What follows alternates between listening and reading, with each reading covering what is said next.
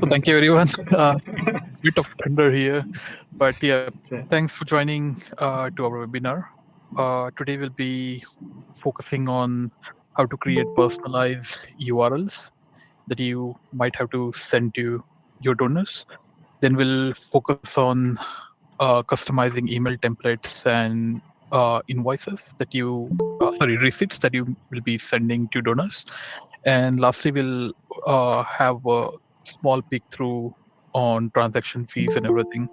So if you, while we are going through the webinar, if you have any questions, feel free to message in the chat window, and one of us will surely try to answer those. Okay, thank you, Vish. Without further ado, we'll go into today's webinar. So this will be recorded and we'll post it on the Trailblazer group, and we'll also send out an email at some stage in the next week or so with that link as well. It's generally available about 4 or 5 hours after the event. So just to recap, because I know a couple of people have joined afterwards. So the first thing is we're going to go through is how to create a personalized URL.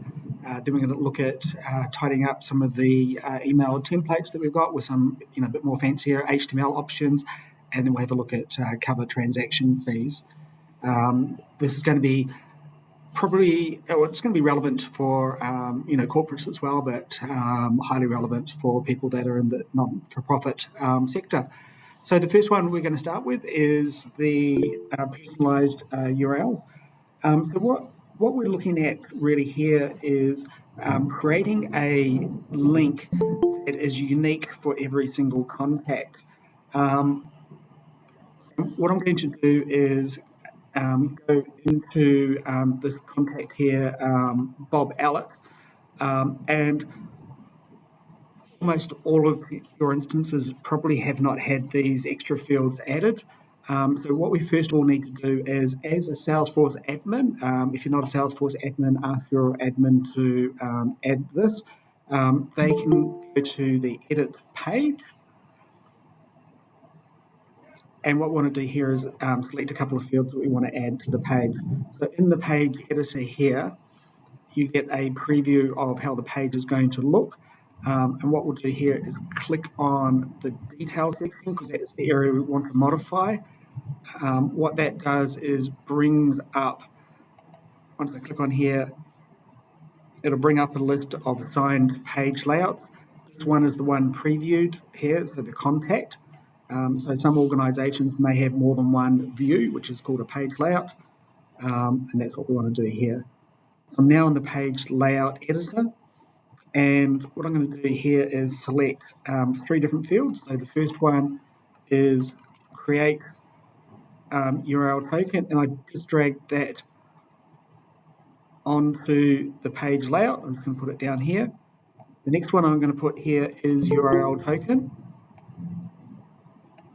And then the third one is email payment link. Okay, simply go save. So that's added it to the page layout. I'll go back to this page here and go back to here.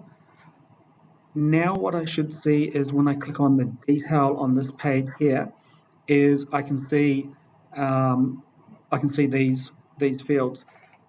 What we can do here is if I come in here and click it, must have been testing from yesterday. If I click the create URL token and then go save, what that is going to do is create a token that is linked to this particular contact. So just by pressing that and then save, it will come in here and create a thing called a URL token. So a URL token is also known as a personalized URL. Now, the reason why it's personalized is because we're creating a unique link that is linked to that particular contact. Okay. Now, inside, so what I'll do is afterwards I'll show you how, rather than clicking this one by one, how you can set the system up to automatically select that for you, so you don't have to do it. Sort of create it no matter what for the contacts. But now I'm just doing the step through of creating this myself. So when I click into the URL token link, that opens up a new tab or object inside Salesforce that has details here. It says where users on the contact, so it's linked to a contact, and you'll see that it's got a lookup already filled in for that contact. What happens with a lot of people is they want to do the suggested donations for a particular contact, and what you want to do is you can use as for this particular donor. Say the last time they donated $50. So what you do is donation number 2 is the default. So let's last time they did 50. So let's perhaps increase that by a few dollars, make it 80. We'll put a default there of 50, and then you probably go 100, and then 200. And again, what I'm doing here is I'm entering these one by one. But if you're a Salesforce admin or a more advanced user, you can use things like Data Loader to go through and populate these en masse. If you're using something like Nonprofit Cloud or Nonprofit Success Pack, you'd have roll-ups that sort of say how much they donated last time, and then you can kind of, run a report, bring all of those donations from last time into, say, Excel, then do some sort of formulas on that to, get your suggested donations, then use something like Data Loader, Excel Enabler by that, or many other tools that you can use for updating data inside Salesforce. You could also use something like, as a more advanced admin, can use things like flows to do the calculations and assignments automatically as well. Cool. So what I've got here is 50, 80, 100, 200. I'm going to press save. Now, against the URL token, this is where you end up having the personal URL here. Now, what you would do is if you're sending this to somebody, you wouldn't put the raw text URL. You put like a label that might say pay now or donate now, but behind the link, this is the actual raw link. So when I click on that link, it's going to regenerate a form and open up that form and show it inside,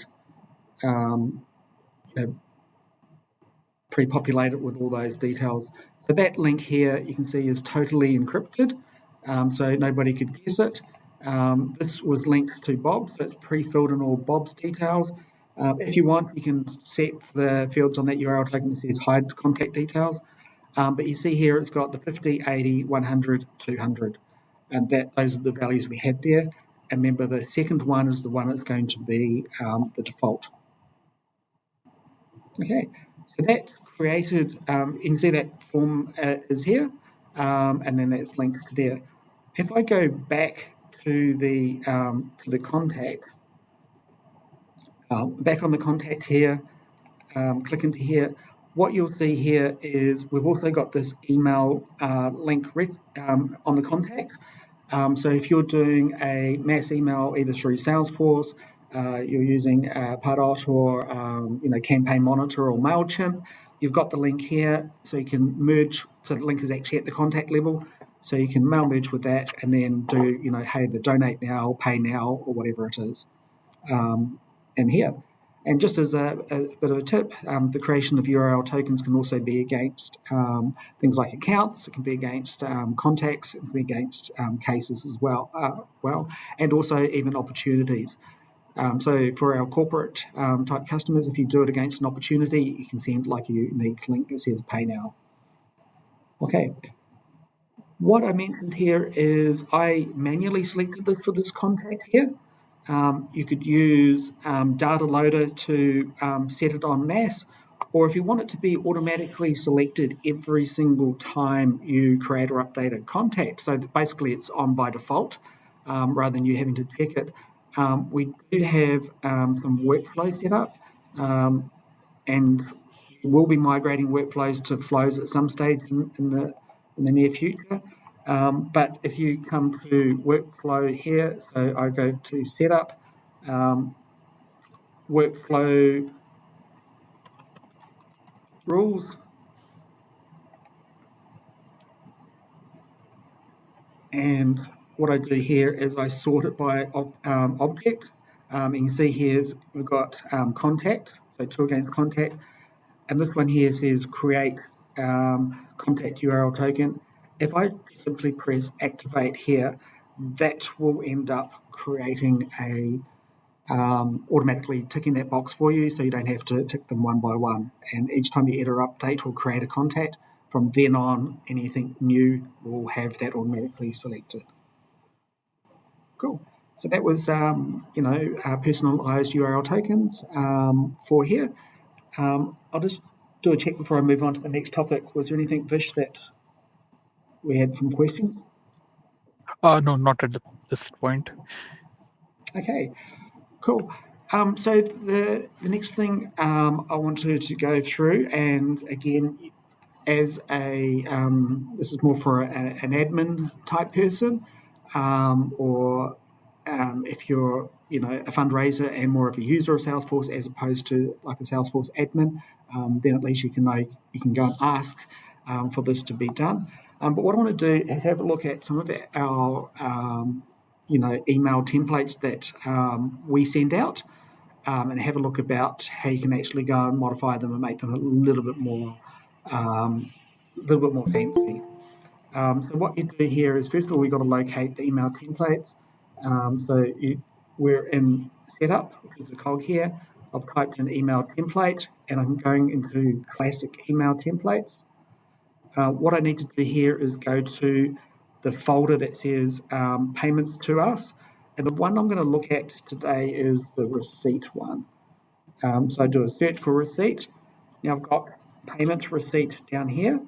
So blue arrow going down means it's the one that comes with Payments2us. And I click into that. This here is giving you scroll back up. This here is giving you a preview of how this would look. It's not particularly flash. Obviously, if I was, using a send and test merge, I'd select a payment transaction, so I'd actually put the person's name in here. But what we want to look at making this is a lot less texty and a bit more, some graphics and things like that. So the first thing I would do is, just in case things go a little bit astray, is I would take a copy of this, and what I do here is I don't do that. What I do here is at the top of the email template, I'm going to go clone, and I'm actually expecting this to come up with an error. And so what I can do here is Payments2us receipt, and we'll just call it backup underscore backup. So we just need to create a unique name. So what's going to happen here is it's come up with this error here. Component does not exist, and we can't actually clone it. So in order to be able to clone these email templates, and this is just a little bit of a weird quirk with the way that Salesforce packaging works. In our package that we put up in the App Exchange, it has this set correctly, but when it gets installed, there is a user guide, FAQ, and help on this, but all we do here is we locate this line here, and we change that from C colon to AAK pay, and then we press save.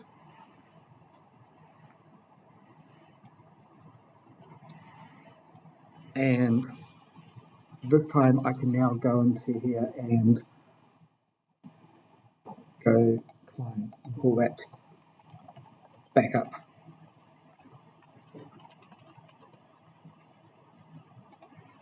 Okay, so that's just in case we end up having some, issues and things like that with our email templates.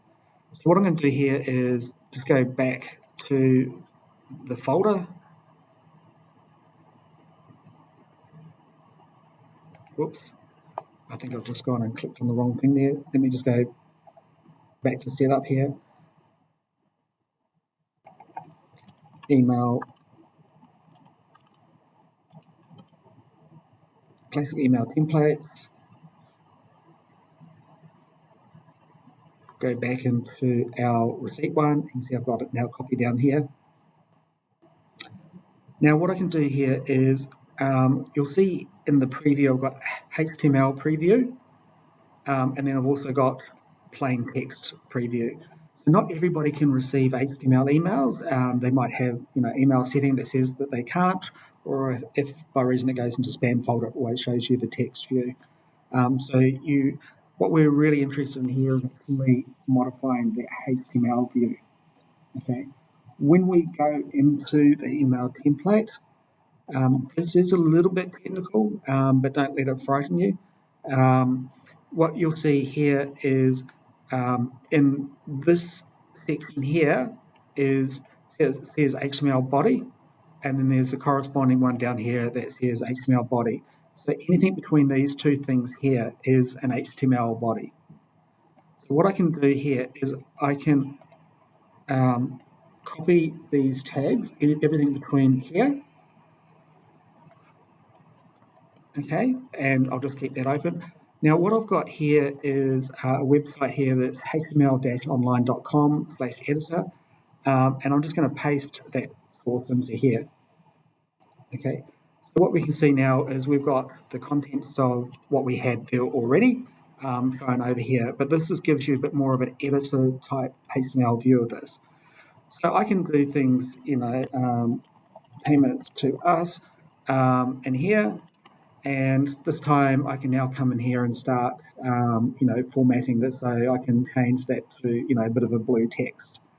I can obviously come into here and insert tables if I want, and, perhaps, do things like bolding and the like. Probably the most common thing here is, putting a letterhead or something like that. So if I go to Payments2us.com, and we've got our image here, what I can do is come in here and copy the image address. Okay, and if I go back to the editor, now I can go insert image, and it says the source. If I want, I can kind of, change the sizes and things like that, and it simply go OK. So that's now put this in here. So as you can kind of see, this gives you a little bit of thing here. What I will stress is this is a very basic HTML email template builder, and things like mobile responsiveness and all that sort of stuff is going to be a different discussion. But this at least gets you to, step one. And what I'll do is, after I've done this, I'll just talk about a similar concept, but step two of how you can perhaps use something even more fancier than this. Obviously, the options are that you can send this out to a third-party person that knows all about HTML. They can give you all of these bits of information. And here, it's possible also to have images and things like that stored and referenced from Salesforce as well, but I just grabbed images that are stored on our website. With this HTML code, my personal preferences here are to tidy it up a little bit, clean. It just makes it a little bit easier for a person to read. Anyway, that's the raw HTML code. And what I'm going to do here is go back to my email template, and that bit that I had copied out previously, I'm going to paste and just go save. And again, if you had somebody external designing your HTML email templates and they gave you the HTML, then it would also come into here as well. And you can see things like the logo on here. Obviously, I've got a white digit there with a white background, so I probably need to change that. But you can see that it's actually copied, and we highlighted the thank you in here. Okay, so this option we're talking about for tidying up the email templates is, you sort of using a free online tool that allows you to kind of, format things and put things in there. The other option is to use something like Campaign Monitor or MailChimp and things like that. You can design your email templates in there. Have a look at their online docs for exporting their HTML. The worst case scenario is you do right-click view source, but those guys will have that information. All you're really interested in is that HTML code. You copy it in between those two tags and go save, and it will go there. Then the other option is if you've got a person that does your marketing and things like that, you can ask them for the HTML instead of, similar to what I did, is paste it back in here as well. Okay, so that was a little bit about that. Before we move on, I'll just check, Vince, was there any questions in there? Hopefully that wasn't too technical, but what I wanted to do is just show you that, this stuff is possible. No, nothing as yet. If anyone has any questions, you can feel free to message in the chat window. We'll surely try to answer those. And even after the call, we'll be having a small question and answer session. So you can ask there as well. Awesome. Thanks, Fish. Cool. The third topic today, what I wanted to do was just go back into here and have a look at your online forms. This one has it already enabled. What we have, we added this, I can't remember, about a year ago or so, where you can do the cover transaction fees. Now, with Payments2us, when we do the cover transaction fees, it actually comes into your organisation and you can use it to cover your transaction fees. A lot of donors are now being educated at the so-called free products that have a cover transaction fees, but it actually goes to the platform provider. To give you an idea, it's something like, if you have it ticked on, it's something like 80% of donors will actually leave that ticked on and cover the transaction fees. Or another way of looking at it is, if you wanted to ask for an amount and just ask for a little tiny little bit more, I think in negotiation terms it's called the nibble. That's also a way of doing it as well, is getting something to cover your transaction fees. So again, it's not paying for somebody else's platform and their costs, and then you still pay for Stripe or whatever it is, payment gateway fees internally. It actually generally comes back to you, and you can generally use it for covering transaction and even perhaps some of your processing fees and things like that. The way that this option works, this particular form here I've got, and it's not actually ticked, but if I choose to tick it, and it's based off the method of payment as well. So I can have PayPal, I can have send in the cash or check, I can have a credit card. I can specify different amounts for credit cards as well. So if I had an American Express, it could be higher than, say, Visa card, MasterCard. This donation here is for $80. But as I start typing in my card number here, it now knows that it's a Visa card, and I've got a rate for Visa card, and it's now put in that amount. So the total amount has changed to $82. Or vice versa, I could have selected the Visa card and then known how much to charge. That's how it looks for the end user. Inside Salesforce, the setup of that is from, most people have got a merchant facility. You click into the merchant facility, or you can come to this from the payment forms area here. I've got merchant facility here. Related to that, we have payment forms. So the one that I've got as default, which will be shown here, is donation with regular giving. And what you do here is you come down here and you go enable third charge. And what I've got here is the option that I've chosen is yes, it is optional, and it is not selected. If you're a charity, I'd probably have that as yes, optional, and it is selected. But the user can choose, can choose to unselect it. Okay. Now, the other option here is if you were like a corporate and you wanted to enforce the charging of extra fees, then you can go yes, and then that will actually calculate the surcharges, but the user cannot either select or unselect it. It's just that field disappears off there.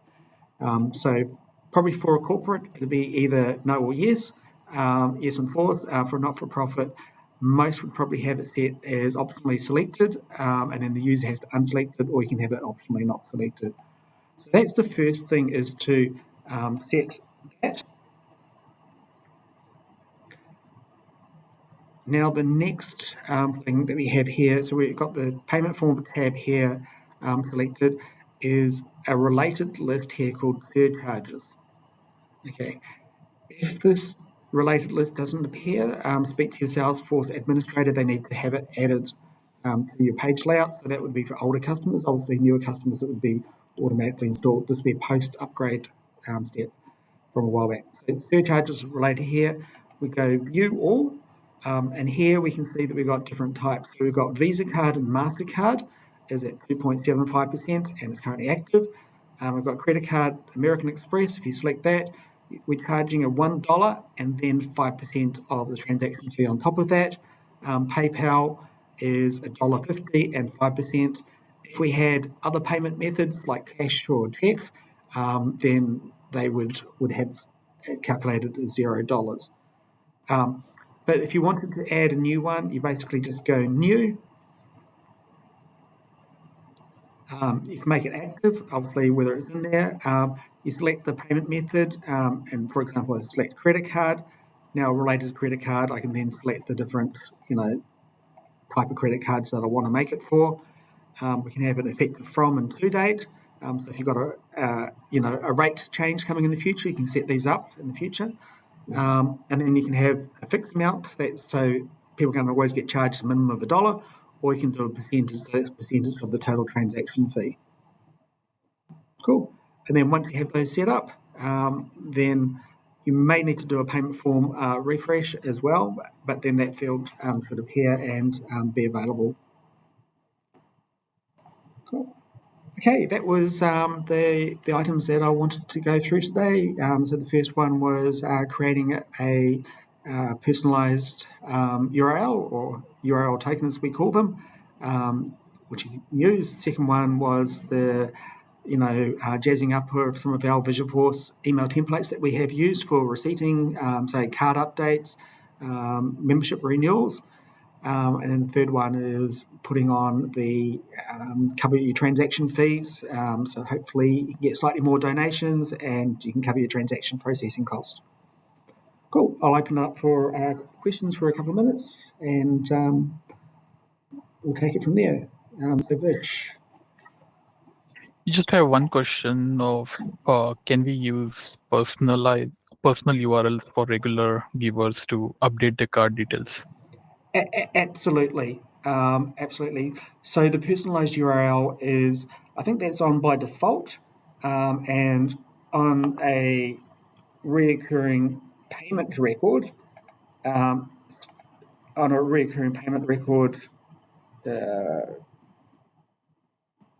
One besides that. One oh besides yeah, there it is. Geez, I'm going blind.